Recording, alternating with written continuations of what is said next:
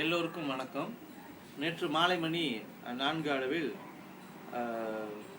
Architect செவ்வையர் அவர்கள் அரசாங்க சார்பில் இருந்து ஒரு தனியார் நிறுவனம், ஆனால் அரசாங்கத்து சார்பாக அவர்கள் எல்லைக்கோடை அளப்பதற்காக வந்தார்கள். எந்த ஒரு கோரிக்கை கடிதமும் அவர்கள் எங்களுக்கு தரவில்லை. இருப்பினும் நாங்கள் அவர்களுக்கு அனுமதி கொடுத்து அளக்குவதற்கு அனுமதி கொடுத்தோம். அந்த அளந்து பார்டர் எங்கே இருக்குது அப்படின்றத அவங்க காட்டினாங்க. அப்படி அந்த அடிப்படையில் பார்த்தோம்னு சொன்னாக்க, கோயிலுக்கு சொந்தமான நிலம் இன்னும் வேலியிலிருந்து அந்த புறம் அப்சிங் புறம் இன்னும் அதிகமாக தான் இருக்கிறது. இதுதான் அங்கே உறுதிப்படுத்தியுள்ளது.